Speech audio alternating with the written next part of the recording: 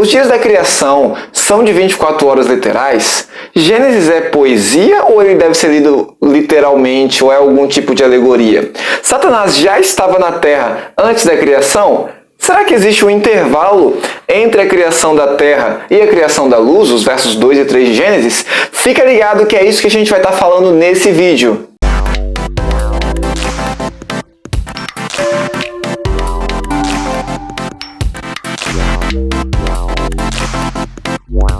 Olá, você está no canal Cristão Bíblico, eu sou o professor Joás Melo e hoje estaremos falando sobre o que não lhe contaram sobre Gênesis no capítulo 1. Estaremos vendo algumas minúcias e curiosidades desse capítulo que embasa toda a mensagem bíblica.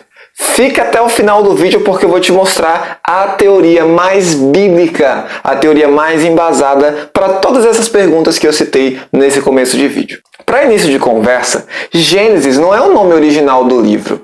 Gênesis é o nome grego que foi dado na versão bíblica chamada Septuaginta, que é o Velho Testamento em grego. Mas o nome hebraico mesmo marca aí, tá? É Bereshit.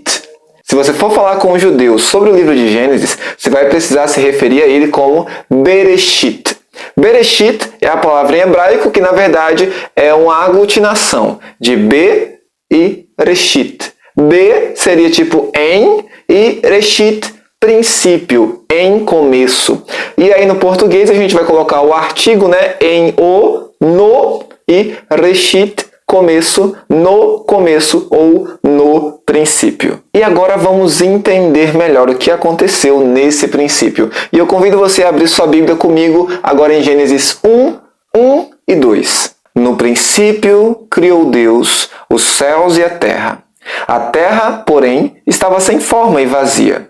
Havia trevas sobre a face do abismo e o Espírito de Deus pairava por sobre as águas, ou se movia por sobre as águas, em outra versão. Gente, é muito interessante a gente pensar em Moisés, que cremos que foi o autor desse livro, dizendo essas palavras oralmente para os israelitas no meio do deserto, durante o trajeto até Canaã. Imagina você, um camarada que passou muito tempo, toda a sua vida, né? Foram 400 anos de escravidão, então não tinha muita gente viva no começo da escravidão, né? Do começo da escravidão. Então você passou toda a sua vida sendo escravo. Você conhece a lei da pancada. Se você erra, você leva pancada. Você tem essa mentalidade bruta de ser.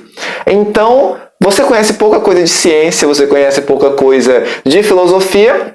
Então chega um líder ungido por Deus, chamado Moisés, e ele, numa noite, olhando para a escuridão, sob uma tocha, começa a pronunciar as palavras. Bereshit bara Elohim et hashamayim ve'et haaretz. No princípio criou Deus os céus e a terra. Aí você pensa o que essa pessoa imaginaria. No princípio, no começo de tudo. E aí é interessante a gente pensar nesse começo de tudo. Esse começo pode ser o começo da história da Terra, ou, segundo Agostinho de Hipona, seria o princípio do tempo. Deus teria criado o tempo e depois teria criado o espaço, a Terra, os céus. Então tem essas duas hipóteses aí. Esse princípio é o princípio da história da Terra e todo princípio tem um fim, então já fica ligado aí na mensagem bíblica. No princípio criou Deus. Criou também é importante a gente parar para refletir.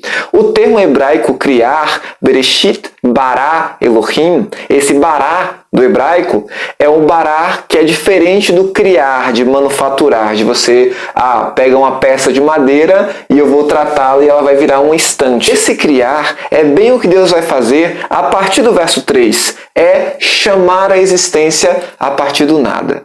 E olha que interessante, é muito comum quando a gente vai ler mitologias que os deuses criem a terra a partir de si. Por exemplo, na mitologia grega, Gaia, que é a terra, não é? A deusa, a titã, que é a terra, ela é filha criada de Urano. Urano tira de si Gaia.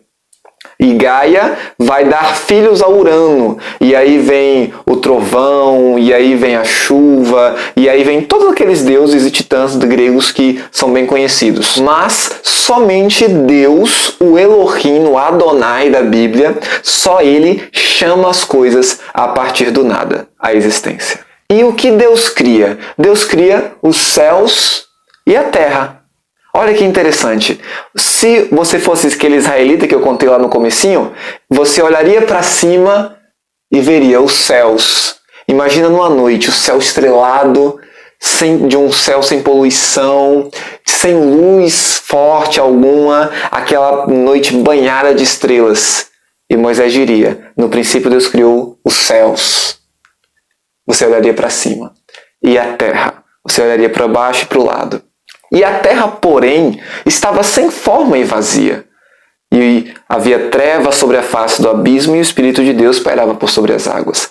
Esse sem forma e vazia, gente, ele vai ser um prelúdio do que vai vir adiante. A terra estava sem forma. Deus vai dar forma. Deus vai separar águas de águas, vai criar o firmamento. Deus vai trazer luz para acabar com essas trevas que pairavam sobre a face do abismo. Inclusive é importante a gente falar sobre abismo, porque o termo abismo é terron no hebraico, ele é bem parecido com o termo oriundo do acadiano chamado Tiamat, que é o oceano, é o termo deles para oceano. Então esse abismo, é muito comum a gente pensar em abismo ou como inferno, ou como um local sem fundo. Mas esse abismo aí se refere à terra cuja superfície, cuja a informidade era puramente um oceano. E aí o que significaria esse Espírito de Deus pairar por sobre as águas? É interessante a gente pensar que esse pairar, você imagina ele planando, ele voando, se movendo por sobre as águas. E é o mesmo termo utilizado no livro de Deuteronômio para descrever o voo de uma águia que acompanha os seus filhotes. Então aqui o Espírito de Deus estava vendo de perto, estava pairando, estava analisando essa recém-criada terra por Deus. Então nós chegamos aos dias da criação, né? Verso 3. Os dias da criação eram literais? E aí, explicando os dias literais ou não, eu também vou explicar essa teoria do intervalo passivo. Tem gente que acha que Deus criou os céus e a terra e parou. E depois de um bom tempo, Deus disse, haja luz. É como se houvesse um intervalo entre Gênesis 1, 2, muito tempo, Gênesis 3. Mas será que é assim? Vamos discutir um pouquinho sobre esses dias da criação. Vamos lá, o que a Bíblia diz? No verso 3, nós temos o seguinte. Disse Deus, haja luz e houve luz. Viu Deus que a luz era boa. Fez separação entre luz e as trevas. Chamou Deus a luz dia e as trevas noite. Houve tarde e manhã, o primeiro dia. O termo hebraico utilizado aqui para dia é Yom. E Yom é um dos termos mais utilizados na Bíblia hebraica, no Antigo Testamento, para um dia de 24 horas, embora possa simbolizar outras coisas também. Algumas pessoas defendem que esses dias da criação, na chamada criação progressiva ou evolucionária, foram eras. Deus criou a luz em longas eras. No entanto, se assim fosse, o texto bíblico não diria, por exemplo, houve tardes e manhãs, o primeiro dia. Se houve tarde e manhã, então a gente já tem mais um indício de que foi um dia literal, porque até hoje o dia continua tendo tarde e manhã, a parte escura e a parte clara. E toda vez na Bíblia que Yom, o dia, aparece com um numeral, depois de 24 Yoms, depois de 3 Yoms, e aqui no caso Yom Echad, dia 1, e foi traduzido por dia primeiro, sempre se refere a dia literal. Então aqui a gente tem um forte indício de que Deus criou a luz num dia que hoje a gente tem por dia de 24 horas. E aí a gente deve estar pensando, deve ter gente aí pensando, mas Deus criou em 24 horas? Que coisa estranha. Como é que a gente pode... Eu não achei suficiente, Joyce, que você explicou. Ok, eu vou dar mais um indício bíblico de que esse dia da criação é dia de 24 horas. Abra sua Bíblia em Êxodo 20, por favor. Êxodo 20, de 8 a 11. Lembra-te do dia de sábado para o santificar. 6 dias trabalharás e farás toda a tua obra. Ou seja, esses dias aqui que está falando em Êxodo são dias literais? Obviamente, porque ele se refere ao trabalho do israelita que Deus estava falando com ele naquele momento. Então não tem como ser 6 dias eras trabalharás e farás toda a tua obra. Não dá para ser dias de anos ou milhares de anos. São dias literais de 24 horas. Mas veja o que o verso segue dizendo. Mas o 7º dia é o sábado do Senhor teu Deus. Não farás nenhum trabalho, nem tu, nem teu filho, nem tua filha, nem teu servo, nem tua serva, nem teu animal, nem o forasteiro das tuas portas para dentro. Porque, preste atenção na razão pela qual não devemos trabalhar nesses dias.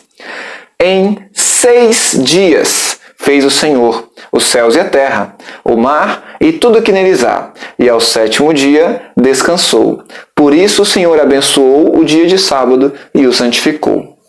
Gente, aqui nós temos a resolução de 2 problemas. O paralelo linguístico é nítido e evidente. 6 dias trabalharás e farás toda a tua obra, porque em 6 dias fez o Senhor Deus. Ou seja, os dias da criação são paralelos aos dias que nós devemos trabalhar. Então, não tem como a gente defender biblicamente que a hipótese do dia era é possível, ou provável, ou até mesmo verdade. A Bíblia deixa clara e evidente que os dias da criação são dias como os nossos dias. E assim como Deus trabalhou em 6, nós também deveríamos trabalhar em 6 e descansar no 7º. Mas olha que cavando mais nesse verso 11, nós achamos mais coisas. Porque em 6 dias fez o Senhor os céus e a terra, o mar e tudo que neles há. Então, gente, o Gênesis 1 e 2, no princípio Deus criou os céus e a terra, faz parte do dia 1º, que é o verso 3, e disse Deus haja luz.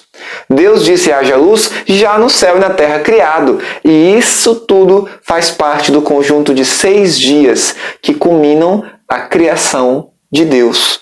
Então não dá para a gente defender o intervalo chamado intervalo passivo ali entre Gênesis 2, 2 e 3. Não dá para dizer que Deus passou muito tempo depois de criar a terra para criar a luz. Mas se há um intervalo passivo, há um intervalo ativo. O que esse intervalo ativo diz para a gente? Pessoal, vocês vão entender porque o intervalo ativo é bem interessante. O intervalo ativo, a teoria do intervalo ativo, ela vai dizer o seguinte. A terra foi criada em Gênesis 1. E a terra tinha como seu regente Satanás, na época Lúcifer. Mas então Lúcifer se rebela contra Deus e faz toda aquela bagunça descrita em Isaías 14, verso 12 ali, você pode ler aí em casa. Então Deus destitui Satanás do seu poder, da regência da terra, e a terra fica sem forma e vazia. E aí a tradução que os defensores levantam do verso 2 não é que a terra estava, mas a terra tornou-se. Essa tradução, inclusive, é importante a gente ressaltar, ela não é gramaticalmente válida. Ela pode servir para as pessoas que defendem, mas não dá para a gente dizer que o verso em hebraico pode ser traduzido como tornou-se. Não é possível a gente colocar dessa forma. O verso é estava. E essa é uma das razões pelas quais a hipótese ou teoria do intervalo ativo não é considerada válida biblicamente. Mas e aí? Será que isso aqui é mitologia? Será que isso aqui é inverso? Será que isso aqui é poesia? Será que isso aqui é alegórico? Ou será que Moisés, quando escreveu isso daqui, tinha um objetivo claro e definido? Ele queria descrever tudo exatamente como aconteceu nos mínimos detalhes. É interessante para a gente entender essa pergunta, na verdade, para responder essa pergunta, a gente compreender o que está escrito lá no capítulo 2, verso 4 de Gênesis. Mais uma vez, abra sua Bíblia aí para a gente verificar. Esta é a gênese dos céus e da terra, quando foram criados, quando o Senhor Deus os criou. É interessante a gente perceber aqui, pessoal, que o termo hebraico para gênese não é Bereshit, lá no princípio do verso 1. Aqui a gente tem Toldot. E Toldot é mais utilizado para origem, para história. Por exemplo, lá no capítulo 5, a gente vai ter a genealogia de Adão. A quem veio a partir de Adão, a quem Adão deu história, a quem Adão originou. E o termo ali para a genealogia vai ser Toldot. A genealogia de Adão, ela é uma das mais ricas da Bíblia. Por quê? Porque se você for pegar uma genealogia lá no livro de Crônicas, se você for pegar uma genealogia em outro livro da Bíblia, lá em Mateus, por exemplo, em Lucas, você vai ter que fulano gerou fulano, fulano gerou fulano, fulano gerou fulano, fulano gerou fulano. Mas com a genealogia de Adão é diferente.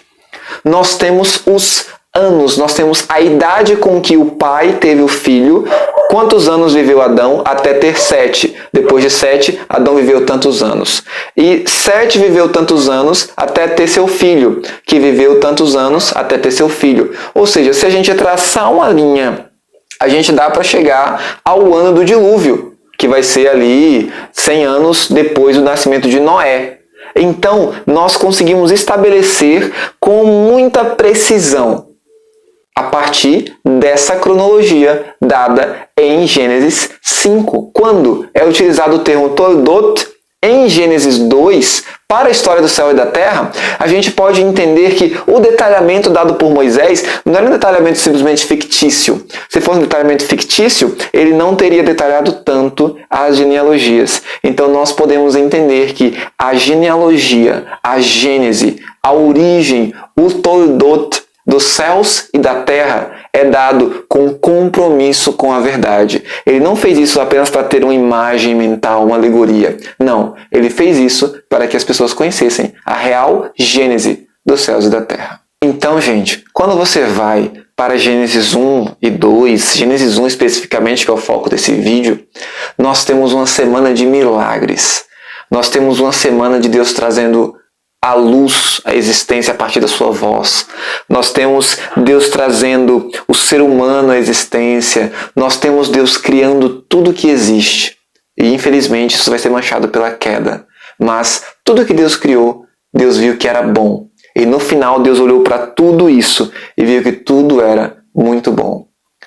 Mas infelizmente a queda veio e as coisas ruins começaram a acontecer. No segmento desse vídeo você vai estar estudando um pouquinho conosco sobre as implicações da queda e sobre como a queda vai explicar meio porque as coisas não são tão boas hoje em dia. Por que há sofrimento? O que a queda tem a ver com sofrimento? Quem é Satanás? Quem é aquela serpente? Tudo isso você pode acompanhar no vídeo que vai estar se seguindo a esse, ainda sobre nossa série em Gênesis. Ah, sim, antes que você saia, quando te perguntarem quem veio primeiro, o ovo ou a galinha, você vai olhar para a pessoa e vai dizer quem veio primeiro foi a galinha. E Deus deu a ordem, essa parte é dispensável na edição. E Deus deu a ordem à galinha, tenha ovos. Obrigado por assistir esse vídeo até aqui. Fica conosco, se inscreve no canal para não perder nenhuma atualização. Vê lá os vídeos que a gente já lançou, dá like e envia para quem você achar que vai gostar desse conteúdo. Até a próxima.